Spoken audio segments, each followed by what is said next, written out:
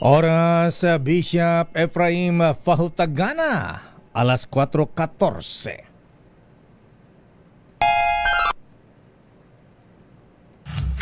Uy! Nakapag-break ka na ba?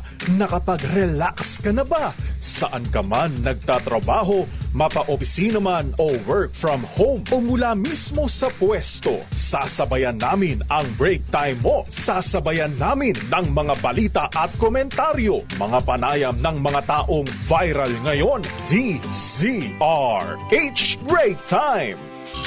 RH Break Time!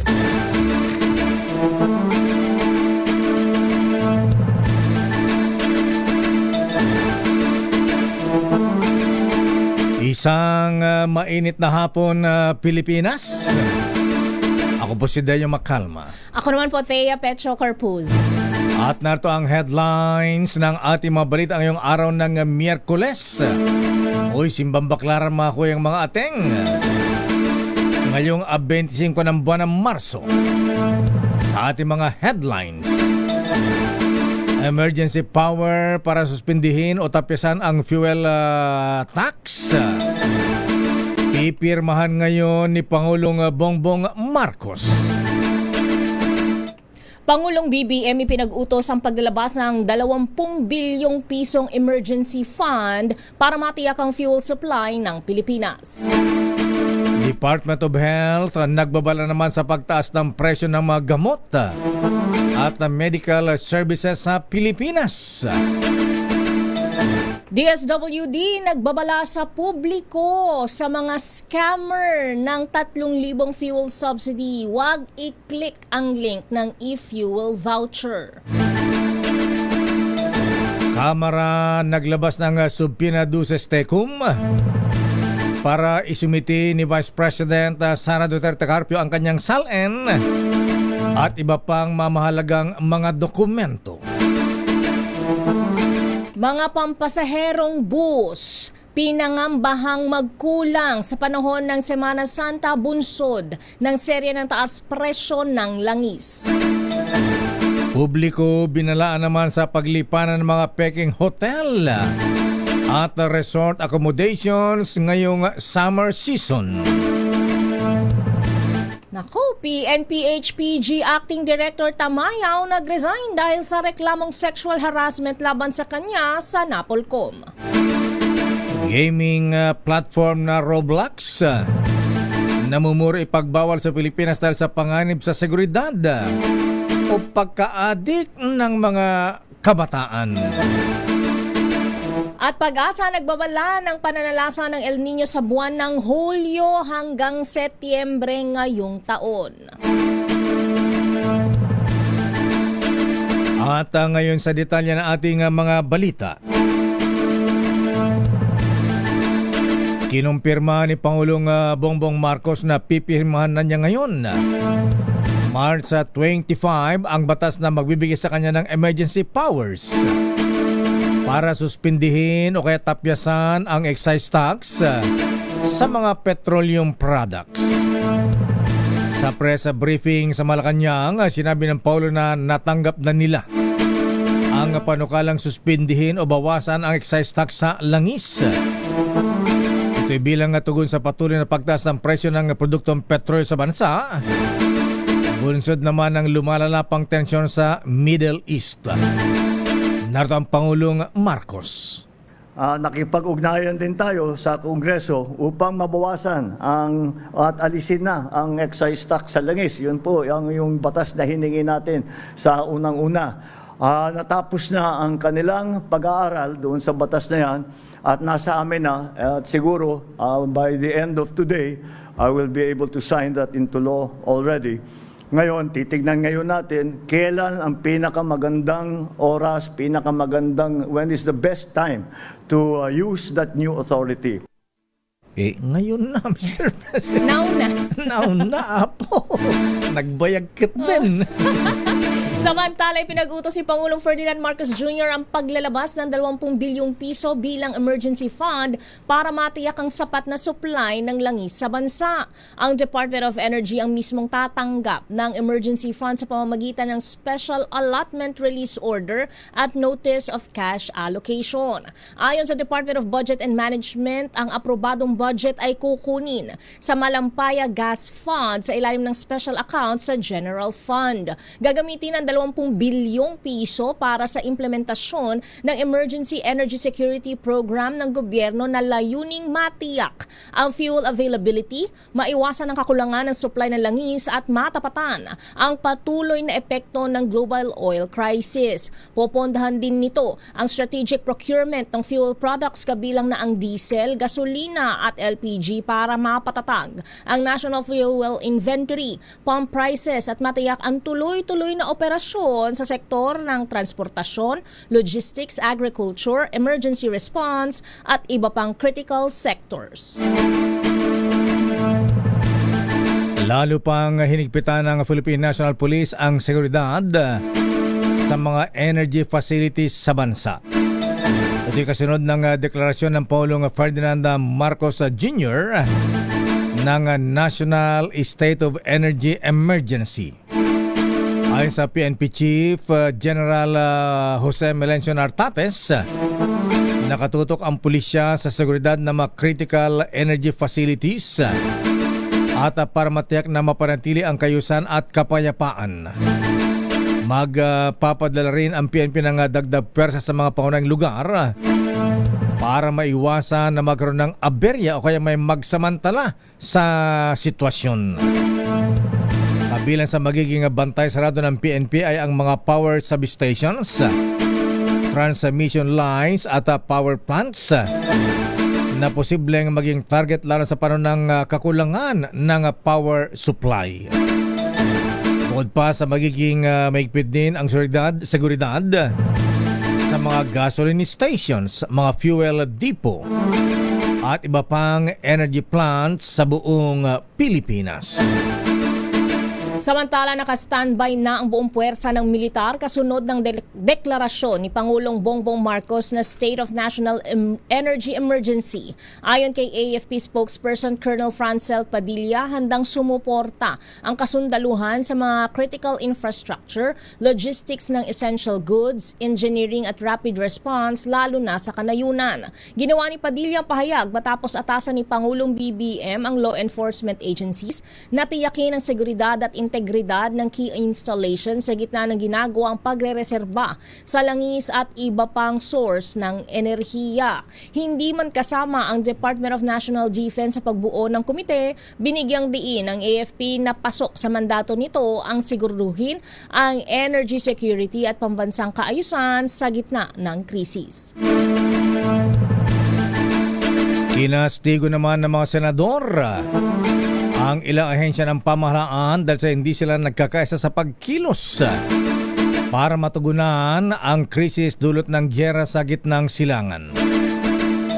Ayon kay Senator Win Gatchalian, nagkakanya-kanya ang mga government agencies kaya 25 days na ang gyera sa Middle East ay wala pa ring comprehensive national contingency plan. Paliwanag ng senador, mahalaga ang nagkakaisang pagkilos ng administrasyon upang maunawaan sa Senado kung ano ang kailangan nilang gawin para makatulong lalo na kung mangailangan ng supplemental budget.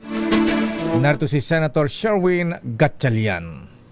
Dahil nakita namin iba-ibang agency, iba-ibang scenarios. So but we need a cohesive, unified, coordinated national contingency plan. Yun ang kailangan nun namin. At nakakagulat lang, after almost 3 weeks na tayo, almost 25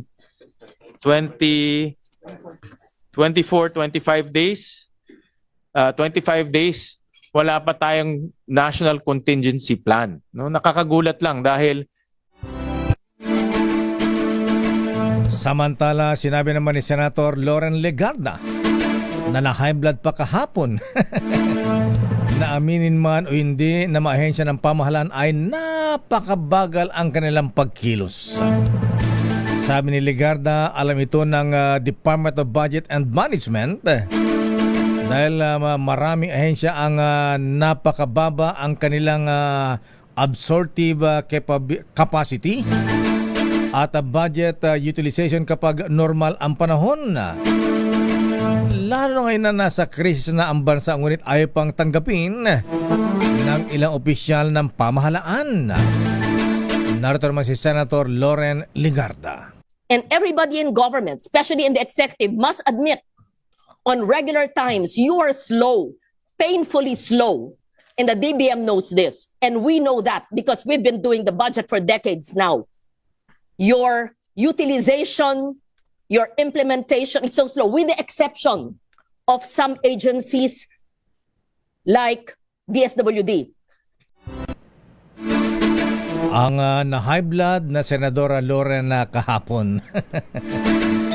Kaugnay nga ng balitang yan, Lakay, hindi lang mabagal ang pagkilos ng administrasyon kundi sobrang bagal. Ito ang deklarasyon ni Senator J.V. Ejercito kasunod ng hearing na isinagawa hinggil sa kahandaan ng pamahalaan sa krisis sa langis dulot ng gyera sa Middle East. Sabi ni Ejercito, masyadong reactive ang mga ahensya ng pamahalaan. Narito ang bahagi ng pahayag ni Senator Ejercito. Hindi naman mabagal, mukhang sobrang lang ang bagal. Kasi reactive di ba? Isipin mo, narinig mo kahapon mismo, naka-breakdown ang Congress. My God, crisis na tayo, naka-breakdown ang Congress. Emergency situation, the President may call on the Congress at any time. Para kay Ejercito, ang nais makita ngayon hindi lang ng mga mambabatas kundi ng ating mga kababayan ay kung ano ang mga konkretong hakbang ng gobyerno pangtugon sa krisis. Aminado si Ejercito na dismayado siya sa malamyang pagkilos ng mga ahensya ng gobyerno kahit na nasa krisis na ang sitwasyon. Naritong muli ang senador. Ito yung importante, no? Yung konkretong action. Yan ang hinahanap natin. Hindi yung, andun yung EO, di ba? Bagamat may mga proposal ang government response, pero may coordination na mababasa mo, yung mga coordination ng mga agencies, okay po yun. Pero yung konkretong aksyon ang ating pong hinahanap. Paano nila gagawin? Alam mo, Senator JB, kumbaga sa orchestra wala tayong conductor. Oo, walang kumukumpas. Samantala, imbes na makatanggap ng 5,000 pesos na ayuda, ay samot-saring aberya ang naabutan ng mga drivers na pumila at tumigil muna sa pamasada ngayong araw. Ilang mga drivers sa Marikina ay madaling araw pa lamang ay pumila na sa payout center pero nagulat na lamang sila nang sabihing kanselado ang bigayan ng cash aid ngayong araw sa lungsod sa Marikina. Paliwanag naman ni Mayora Maan Teodoro ay pinare-schedule ang payout dahil ayaw niyang pumayag na ilan lang at hindi pa maayos ang listahan ng mga benepisaryong drivers. Pakinggan po natin ang mga drivers. Asan? First video clip. Sir, kanina pa kayo? Kanina po, madaling araw. Kaya lang, walang announsyo. Wala. Oh, hindi nyo alam. Hindi namin alam. Ngayon na nalaman namin na kasama namin, nandun pala nakalagay sa Facebook. Facebook. Kansilado pala. Naasahan nga lang yung mga driver na magkakaroon kami ng ayuda para pambili ng pagkain, pandagdag sa diesel. Yung problema, katulad yan, na-suspend nila, wala kami ngayon. Hindi, maungutang na naman kami. Samantala, marami ng mga driver sa Mandaloy ang hindi na isama sa listahan na mabibigyan ng ayuda ngayong araw dahil daw sa technical glitch. Ayon kay Elmer Carrascal, chairman naman ng Mandaluyong Alliance of Jeepney Operators and Drivers o MAJODA, mahigit 900 pa ang wala sa nakalista na 531 sa master list ng DSWD na galing sa LTFRB. Pakinggan po natin ang pang mga drivers. Technical error lang po. Technical error. So, kasi may link na mayroong binigay na format ang paper B, yung sa typing hindi na sunod. Halimbawa, particular sa akin, ang naging problema sa akin, yung birthday ko, dapat 10/11/67. So wala kayo doon. Ang nailagay na nailagay October 11 by words. Hindi na pwede yun. Dapat number. Kaya dismayado ang mga tsuper dahil tumigil na sila sa pamasada sa pag-asang makakuha ng ayuda ngayong araw, pero ang inasa nilang 5,000 pisong ayuda naging bato. Nartong muli ang kanilang reaksyon. Ito nga yan, sir. Nagpasa na kami nito, sir. Nagpasa na kayo? Oo, tapos pinirmahan na namin. Ang hindi namin maano ngayon, bakit tawag nito, Pabalikin pa kayo? kailangan pang pabalikin kami uli-uli, papipilahin para i-verify. Paano yun, sir? Huminto kayo ng biyahe? Huminto kami ng biyahe para nga lang kasi kasuhin ito. Kasi ayuda na nga lang, sir, pinahihirapan pa kami. Pero di mo yata naisama Jackie, ha? Pero merong isang lolo na jeepney driver sa Maynila nung ma-interview ni Boy Gonzales, naiyak. Nasa iyo ba? Ayan, Eto take it na away, nga, Miss Lakay. Thea. Kaugnay nga ng balitang yan, napaiyak na lamang si Tatay Jaime Ricafrente, isang senior citizen na tsuper sa Maynila dahil hindi siya nakatanggap ng 5,000 pisong fuel subsidy dahil wala ang kanyang pangalan sa master list. Umiiyak na kinuwento ni Tatay Jaime ang kanyang sitwasyon na naranasan rin ng marami niyang kapwa tsuper na inaasahan ang ayuda bilang pangkrudo pero wala silang natanggap ni piso. Sabi niya sa DZRH, wala na silang makapitan o mautangan kaya patuloy silang nananawagan sa gobyerno na agad nang solusyonan ang krisis na dulot ng gyera sa Middle East. Narito ang bahagi ng pighati ni Tatay Jaime. Wala po talaga kami. Paano makakuha kami na kahit ang krudo man lang, paano makapaghanap buhay? Hindi naman importante, ayuda yung pang-krudo lang. Wala na po kasi mautangan. Sana, parating po sa inyong problema namin. Katulad po, maipasa po namin yung record. Hindi naman pinasa ng SFRB dito sa wala po kami record. Kaya si Sargent kami, wala kami record. Sana man lang magbigay po kami ng action sa problema namin ito. Kunting tulong lang po, kapulong. Sana magbigay po kami ng kunting pag-asa man lang. Pero matapos maere sa DZRH, damdaming bayan ang panawagan ni Tatay Jaime, agad nang binigyan ng tulong sa kanya ang isa sa mga tagapakinig ng estasyon. Hindi man nakatanggap si Tatay Jaime ng fuel subsidy mula sa DSWD, ay nabigyan siya ng higit 5,000 pisong tulong mula sa bukas palad na listener ng DZRH. Narito naman ang taos pusong pasasalamat ni Tatay Jaime. Sa inyo, ang Panginoon Diyos sa po ang bahala sa inyo. Maraming pong salamat. Talagang hindi ko po mapigilan sa sobrang hirap po ng buhay. Wala na po kami pagkukunan. Dahil lahat po ng nilapitan po, wala po talaga. Maraming pong salamat. Bahala na po ang Panginoon Diyos sa inyo na gumalte. Si Lolo Jaime Ricafrente ng Tondo, Manila. Ayan. At gusto na rin pasalamatan yung isang nagmagandang loob na awa kay Lolo Jaime nang makitang umiiyak sa TV. Ayan, sa interview ng DCRH. Damdaming bayan kay ating Tet De Hoya na nagpadala ng 5,000 pesos through GCash kay Boy Gonzales. Thank you so much po. Para maibigay po kay Lolo Jaime Ricafrente. Ayan, kung sino man si ating Tet De Hoya, maraming salamat daw po at bahala na po si Lord sa inyo. Mabuhay po kayo. Mabuhay po kayo. Babalikan natin ang ilang pang detalye ng ating mga balita. Aba, ang Kongreso, abay pinasusubpina. Inisyuhan ng subpina duces tecum si VP Sara Duterte Carpio para isumite ang kanyang SALN Mga pampaserong bus pinangangambang magkulang sa panunang Semana Santa bunsod ng pagtaas ng presyo ng krudo. At yung mga kababayan natin binala naman sa mga paglipanan ng mga peking hotel at resort accommodations ngayong summer season. Manluloko talaga. At acting PNP HPG Chief na si Director Tamayo nag-resign dahil sa reklamong sexual harassment. At naku mga misis, ayan mga ateng, ito yung kinalulukuhan ng mga bata, ha? Yung gaming platform na Roblox. Namumuro ipagbawal sa Pilipinas dahil sa panganib sa seguridad o pagka-addict ng mga kabataan. Ayan.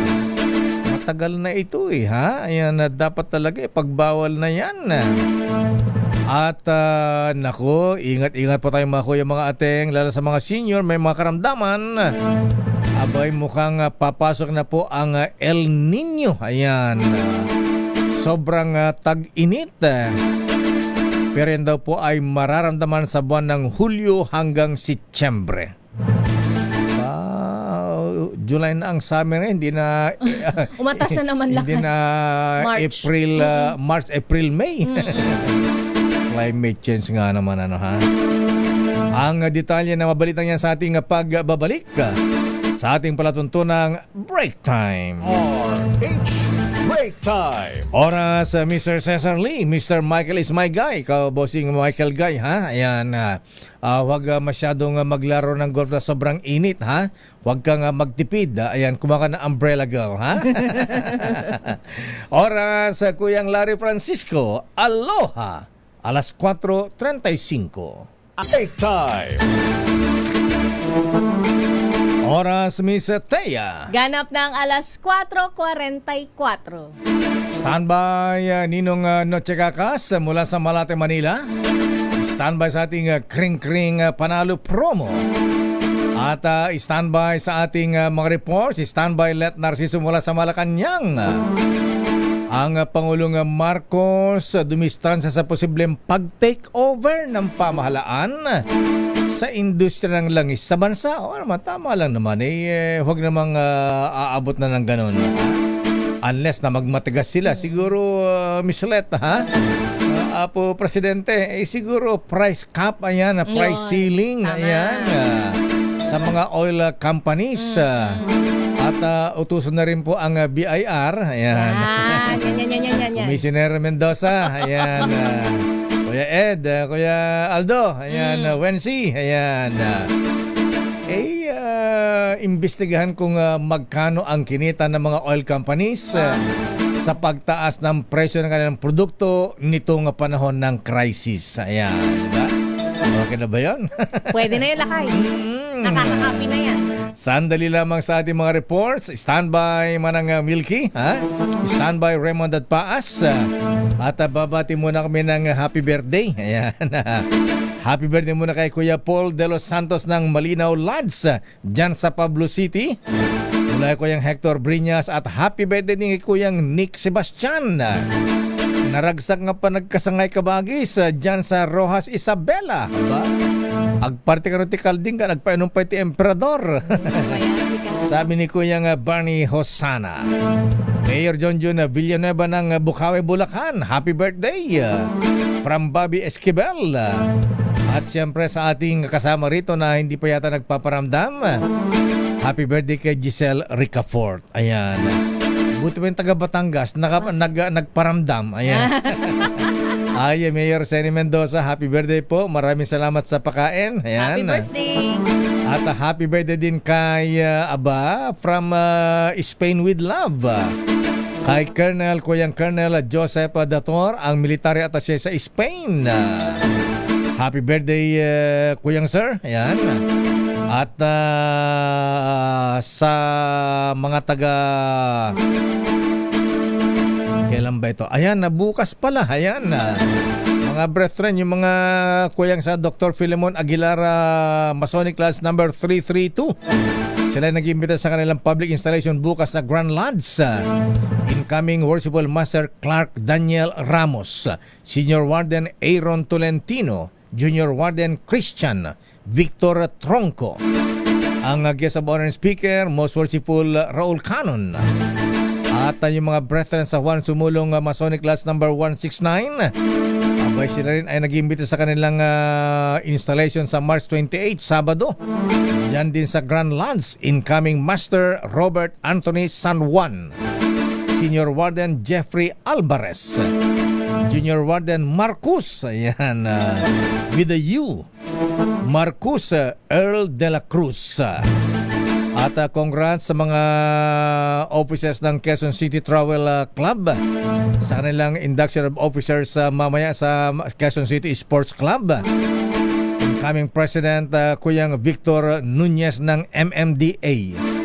First President Manu Villarica. Second Vice President Ronald Garcia. At muli pinapabot natin ating pakiramay Justice Max De Leon ng Court of Appeals. Ang kanyang buting ama na si Eusebio De Leon ay sinundo na po ni Lord at nakabulol sa kanyang tahanan sa Taal, Batangas. Sa Sabado ba ang libing Kuya Max? At panawagan din sa mga kamag-anakan at kaibigan ni Ori Amadure Estacio ng Silang Cavite na si Ori ay sinundo na po ni Lord at nakabulol sa kanilang tahanan sa Nara Street, Barangay San Miguel, Silang Cavite, at ang libing po ay sa March 31, Martes alas 2 ng hapon sa Himlayang Paraiso Cemetery sa Silang Cavite. Wala naman kay Anching Cruz ng DCRH Drama. At sa kamag-anak din ni Dennis Beltran, Wenlakay. Ayan, Nakaburol sa kanilang tahanan dyan sa Signal Corps sa May Cainta, Rizal. Ayan, at ang libing ay Sa darating na Sabado sa Heaven's Gate, Lakay. ayan, tayo po ay nagpabot ng pakikiramay. At ngayon sa ating pamimigay ng aginaldo, siyempre sa ating DCRH Malacanang tuloy. Malakas Aguinaldo promo. Ito na ang ating winner sa Malakas promo kasama ang MX3. Dito ako believe. Ninong Noche Kakas, sino ang bibigyan mo ng aginaldo ngayon? Noche. Lakay, Miss Taya, isang jeepney driver hindi pinalad sa payout ng jeepney driver. Pero maswerte sa ating DCRH. Aba, nahuli mo ha. Ayan, nahuli mo si Kuya ha. Oo. Tiketan ka agad yan. Ayan. Noche? Anong violation ni Kuya? Ayan, tiketan ka agad yan. Illegal parking. Illegal parking o beating the red light? Sige. Illegal possession of ugly face lakay. Sobra ka. Kasi malungkot eh. Ayan. Pasayahin mo. Pasasaya natin. Ayan. Ano pa pangalan nila? Randy Pilino po. Ayun. Malungkot na si Nakikinig ng DCRH. Noche. Yes, lakay. Mga malungkot nga si Kuya, di pa yata nakatanggap ng ayuda. Wala talaga. Nakatanggap na ba ng ayuda? Tanungin mo nga. Yan, nakatanggap ko na daw. Wala po. Wala pa. Bika ba na. Sige, huwag ka na iyak ha. Katulad ni Lolo Jaime Rica Frente. Ayan. Sige, pasahin si Kuya. Ayan. Bigyan ka agad ng aginaldong 1,000 Ninong Noche. Ayan, okay. Hindi lang yan, ha. Bibigyan ka na agad namin ng 1,000 pesos. Ayan. At siyempre, sasagad na natin lakay yung ating MX3 package. Ayan, para lumakas sa pamasada si Kuya. Medium component. Hatid ng alagang masahan. Mabibili naman ito sa inyong mga appliance store nationwide. Ayan. Emperador Junior. Lakay, bibigyan na rin natin siya. Mamaya, sigurado mag-chat-chat ito. Pulutan lakay, yung ating dalawang chichirya. Hatid naman ito ng Royal Corporation sa nabigay ni Kuya Richard C. Ayan. Ayan. Wala nang pila-pila, nanalo na agad. Oo, for the boys yan mamaya. Ayan na. Siyempre na kayo yung ating... Baka nainitan yung kanyang jeep. Baka mag-overheat, payungan. Ayan. Para hindi na mag-overheat pa. Pangiti na kayo. Tingnan mo kanina, malungkot eh. Pero Ngayon, sumaya na si Kuya, happy nakangiti na na. siya. Eh, teka, yung Emperador Junior. Wala daw dala lakas. Yung bira naman eh. Yan ang kailangan ni Kuya pagkatapos ng pasada sana, Emperador Junior eh. Ha? Shashan ba lakas? O sige, balikan mo na lang bukas. di ba nila kayo, dito lang naman siya at pagbalik natin. Okay, ano masasabi mo sa DC race? Maraming salamat po. Lakay, hindi yung makalma at saka Ma'am Thea Corpus. Salamat po. Ay, walang Ingat ka ano sa man biyahe, ha, Kuya, ha? Ingat. Ito yung kanya cellphone na kayo habang nagtatambay. Aba, Talagang sinabayan mo yung init ng panahon, talagang mag-iinit din yung ulo mo, lalo-lalo na hindi nakatanggap ng ayuda. Okay, maraming salamat ha, Kuya. Move on lang, move on. anong biyahe ni Kuya? Anong biyahe yan? Dito po sa Tubel, dulo hanggang dito po sa Paco po. Bito Cruz Paco. Ayan, okay nga Rod. Ayan, maraming salamat Kuya. Ingat sa pasada. Ingat daw sa pasada, okay? So para naman sa gusto pang manalo o gustong manalo ng 1,000 pesos, manatili nakatutok sa DC Race. Malay nyo, kayo naman ang susunod ng paswerte manalo sa aming malakas promo dahil siyempre kasama yung MX3. Dahil dito sa MX3, dito ako believe. Ako naman si Aris 27, dito ka sa DC Race, una sa Pilipinas, una sa Pilipino. Maraming salamat Ninong Noche Kakas. Oy, Ninong Noche, may sunog, takbuhin mo ha. May sunog yata sa Las Piñas. Naku. Saan ba yung sunog, Lakay Ray? Sunod-sunod na naman. Sunog. Saan yung sunog? Ayan, nasa barangay FB. Harrison, Dito sa lang, may Pasay, ha? Ayan, sige, nasa Malate ka lang, Noche, takbo yung may sunog. Bira naman, oo. Init-init ang panahon, may krisis, may sunog pa. At siyempre, tuloy-tuloy ang ating pamigyan ng Aguinaldo Miss Thea. Dumaka naman tayo sa ating kring-kring panalo promo. Makinig maigi! Ito na ang chance mo na manalo ng instant 500 pesos kapag darinig mo na ang mahiwagang kring-kring. Tingnan mo na ang iyong cellphone, baka ikaw na ang susunod naming winner sa kring-kring panalo malakas sa telepono. Paano sumali? Bisitahin ang Facebook page ng DZRH, fill up pa ng Google Sheet na nakapin sa DZRH FB page at hintayin ang aming tawag sa telepono. Kring-kring na! Ayan, sino ang maswerteng nanalo sa ating kring-kring Miss Thea? Joff Oxales ng Cainta Rizal. Magandang hapon sa iyo, Joff. Ganda ng pangalan, Joff. Siguro Josefino ito. Joffrey. Ano pangalan mo, Kuya? Ayan. Joff Oxales. Magandang hapon. Nakaiday makalma dyan kaya Mama Thea Corpus. Good afternoon po. Parang gusto mag-audition lakay to. Bata nasa ilalim yata kayo ng drum, imburnal. Ayan, Nasa banyo. Nasa banyo ka ba, Kuya? Nasa trono ka yata. Ayan. Tama-tama, pauwi na rin ako butit napatawag din kayo at isa rin ako sa nag-bonus kaya agad na telepono. Anong tunay mong pangalan, Kuya Joff? Basta Joff. Basta Basta joke lang ko. Kinakabahan ako sa mga basta-basta na yan. Ayan. After off-air nyo. Ayan. Pag-off-air na lang muna kayo. Mukhang secret ang full name. Poforyo. Ayan. Sige, tama mo Miss Thea para mabigyan natin ng premyo si Kuya Joff. Kuya Joff, dahil pauwi ka na kamo, ay matanong na kita kung ano nga po ang himpilan ng radyo na number 1 at kauna-unahan sa Pilipinas. At syempre, number 1 kay Kuya Joff. Ay siyempre, walang iba kundi ang DZRA, ang kauna-unahan sa Pilipinas. Galing mo talaga. Sa buong Pilipinas. Ba? Parang vlogger ba to? Actually, nasa probinsya ko nun, may DZRH na rin nun.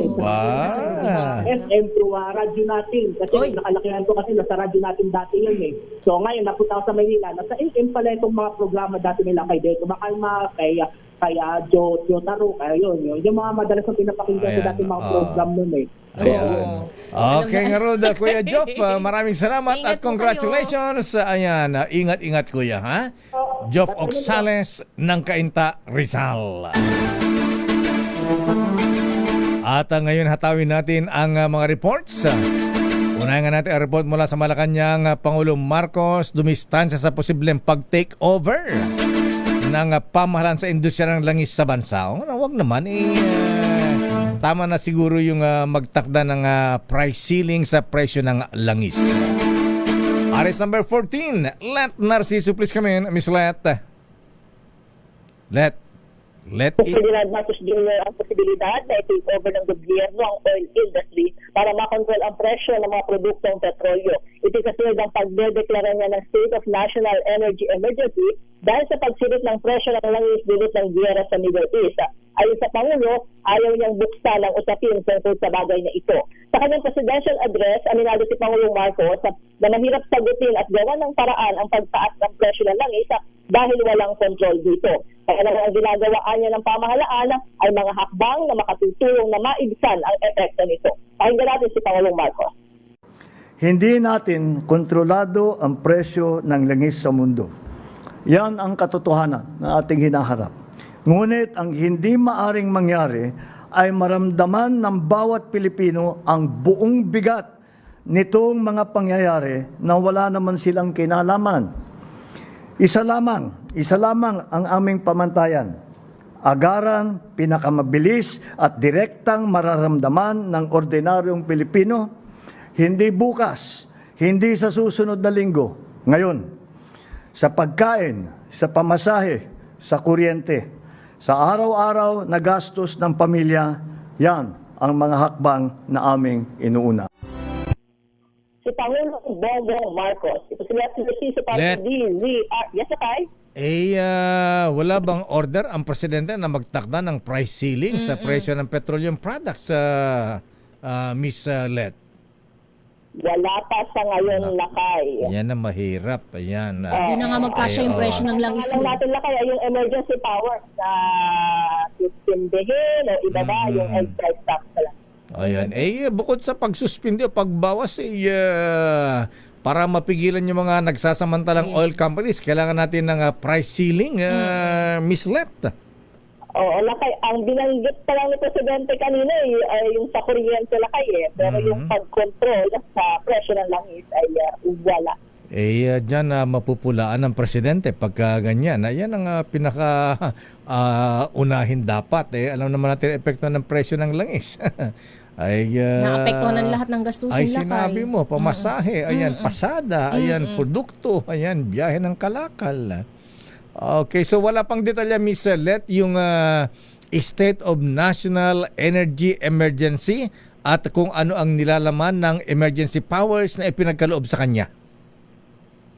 Yung mga binanggit na kanina, Lakay, ay para mas marami daw option kung kinakailangan para kapangyarihan para kumilos ng mabilis. At yung binanggit ng halimbawa ay yung pagbili ng langis ng DOE na hindi kailangan dumaan sa proseso. Motherhood statement, gusto natin mga specific. Ganun. Akala ko nga, Lakay, number 1, itong gagawin. Number 2, 3, wala pala.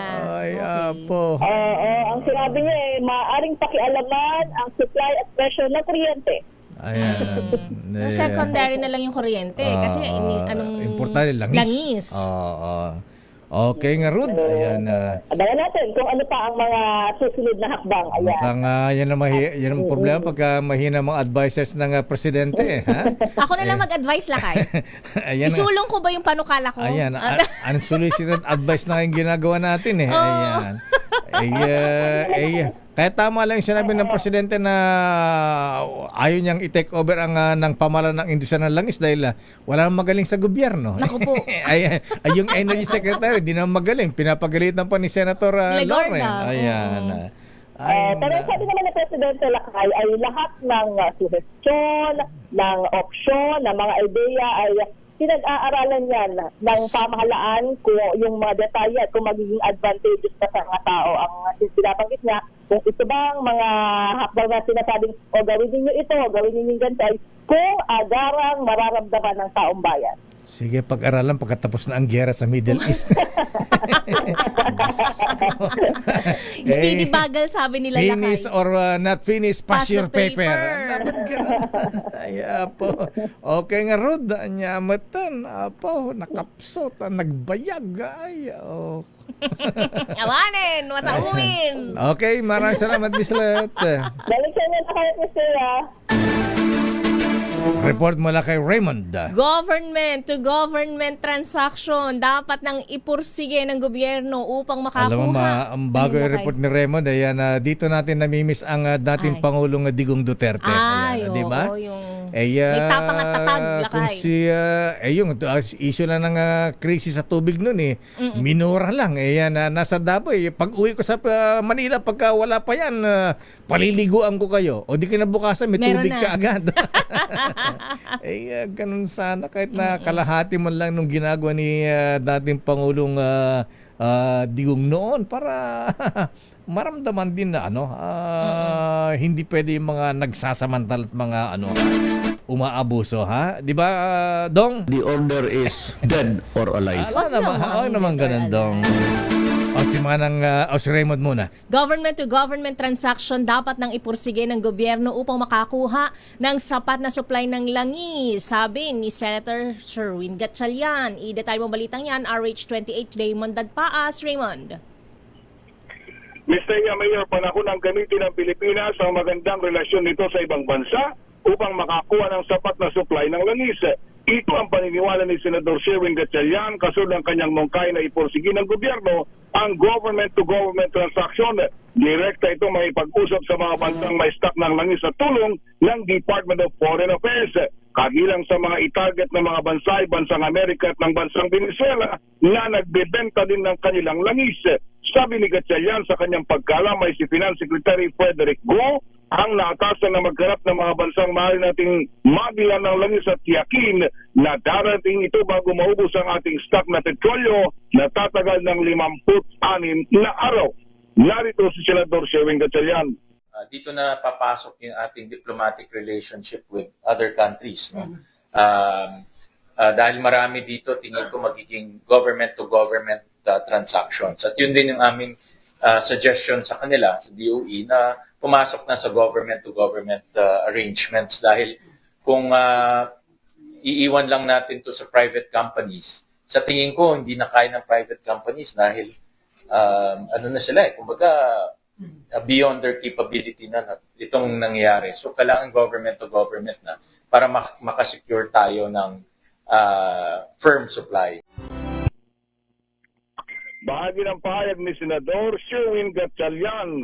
Ito si RH28 Raymond Dadpaas para sa DCRH, una sa Pilipinas, una sa Pilipino. Maraming salamat, Raymond. Dito mabilis. Ayan, mabilis naman ang administrasyon. Mabilis sa impeachment. Ano ba yan? Good morning, Most Worshipful. Roland, ipinag-utos sandali lamang Manang Milky. Ayan, bago ang report ni Edniel at saka si Milky. Ito muna. Ayan, si Edniel muna. Mga nagsarang gasolinahan, patuloy na dumarami iba pang energy facilities. Bantay sarado na ng PNP. Pagka ganito walang nangyayari, ayan, tama lang yan. Baka mag-init ang ating mga kababayan. Edniel Parosa, please come in. Edniel. Lakay, mula sa 403, umabot na sa 415 na gas stations. Mga gasolinahan itong pansamantala nagsasara. Mula na pumutong panibagong tensyon sa gitnang silangan. Sa datos ng Philippine National Police, pinakamaraming nag-adlock na gas station sa Cordillera na may 78. Sinundan ng Cagayan Valley na may 50. Gitnang Luzon na may 42. Calabarzon na may 35. At Bicol Region na may 30. Ayon kay PNP Chief Police General Jose Melencio Nartatis Sr., bahagi pa rin ito ng pagtutok ng pulisya sa seguridad ng mga energy facility maging peace and order sa mga komunidad, lalo tama kalakay, maaari o pinangangambang sumipa rin ng krimen kapag nagpatuloy ang krisis sa langis. Bukod sa mga gasolinahan, nagkakaroon din ng dagdag na presensya ang PNP sa mga fuel supply depot at iba pang critical infrastructure. Special mention kasi ang PNP sa mga law enforcement agency na binigyan ng mandato ni Pangulong Bongbong Marcos upang protektahan ang mga battery installation sa ilalim ng State of National Energy Emergency. Samantala, 3 kaso na nga ng hoarding, overpricing at unfair competition ang naitatala ng pulisya. Isang gasolinahan sa Nueva Vizcaya, isa sa Samar at isang insidente ng illegal na pagbebenta ng langis sa Albay. Pero tinawag itong mga isolated reports o cases sa ngayon.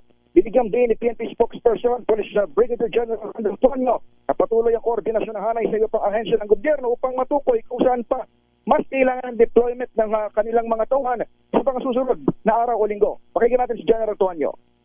Pero kaugnayan po na nasabing Emergency Crisis Committee na nilabas po ng ating mahal na Pangulo na patuloy ang pakikipag-ugnayan ng PNP sa DOE at saka sa DTI, sa DSWD at iba pong ahensya para po alamin kung ano yung specifically kung ano po yung mga kailangan po nila sa PNP para matulungan sila ang mga sabing ahensya sa pagpapatupad ng nasabi pong mga taskings po ito. At tinig ng tagapagsalita ng pambansang pulisya. Ako si Edniel Torrosa, DZRH, una sa Pilipinas, una sa Pilipino.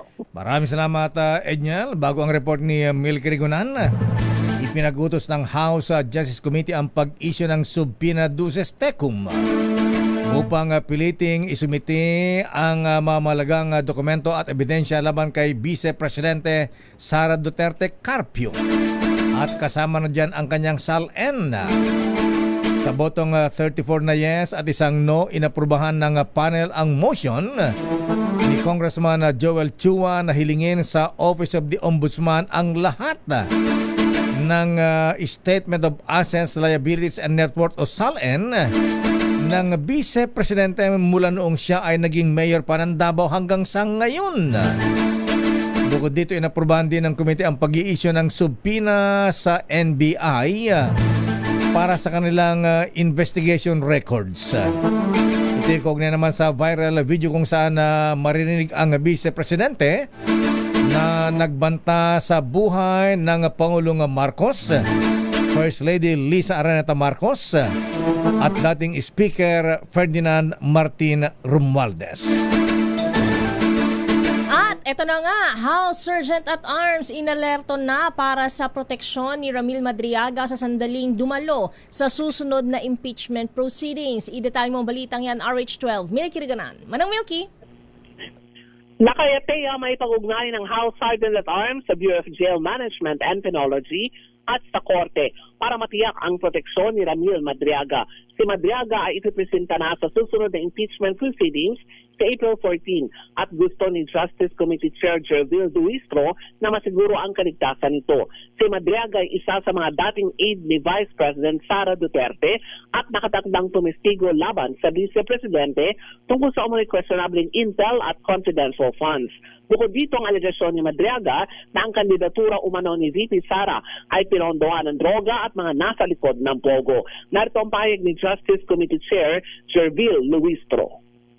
In line with our order to issue the subpoena ad testificandum to Ramil Madriaga, as well as subpoena duces tecum with regards to his original affidavit, we have directed the Office of the Sergeant at Arms of the House of Representatives, as well as the Office of the Legislative Security, likewise of the House of Representatives, to coordinate with the BJMP and the Court to make sure that all measures in line with his protective custody will be observed when he attends the hearing this coming April 14, 2026. Una rito kasama sa pinagsubpina ng komite ang sinumpaan nitong affidavit na may petsang November 29, 2025. Ako si Milky Rigunan nagunat para sa DZRH, una sa Pilipinas, una sa Pilipino. Tawagin na natin si Noche Cacas Lakay. Ito nga at sunog na sumiklab sa isang residential area sa barangay 23 FB Harrison, Pasay City. Itinaas na sa ikalawang alarma. I-detalye mong balita, RH27, Noche Cacas. Miss Thea at Lakay, kontrolado na itong sunog na sumiklab dito sa David Street, barangay 23 Harrison Street, sa lungsod ng Pasay. For 52 Lakay at Thea nang ideklarang fire under control ng Pasay City Bureau of Fire Protection. Residential area itong nasusunog na ang ilan ay yari sa light materials. Umabot sa ikalawang alarma ang sunog. Patuloy pang binubugahan ngayon Lakay at Thea ng tubig sa pagsisikap na maapula agad itong apoy. Nagtakbuhan naman ngayon sa San Andres Bonifacio Elementary School sa Liberisa Street ang mga nasunugan. Dahil dito Lakay sa sunog, apektado ang daloy ng traffic dito sa Buendia dahil sa mga nakabalandrang fire truck dito sa lugar. RH27, Noche Cacas sa DZRH, una sa Pilipinas, una sa Pilipino.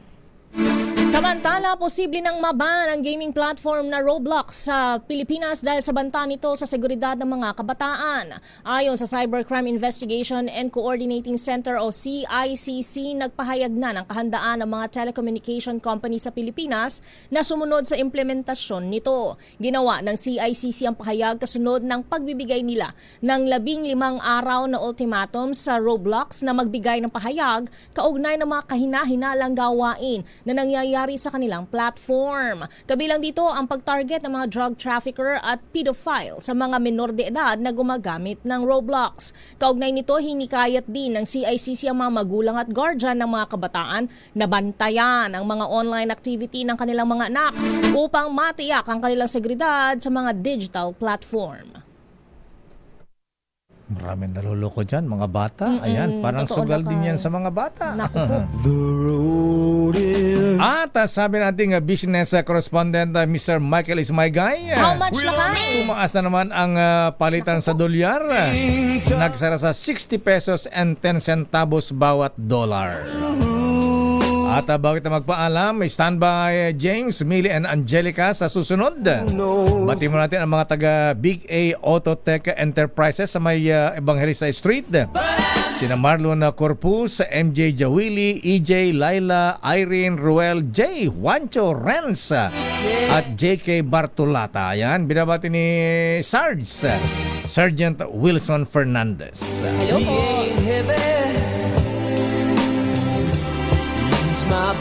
At yan ang kabuhan natin palatuntunan ng break time. Ako po si Deo Macalma. Ako naman po, Thea Petro Corpus. Malansyadong balita susunod na. Henry Uri at Miss Kay Karen Oyong. Bye-bye!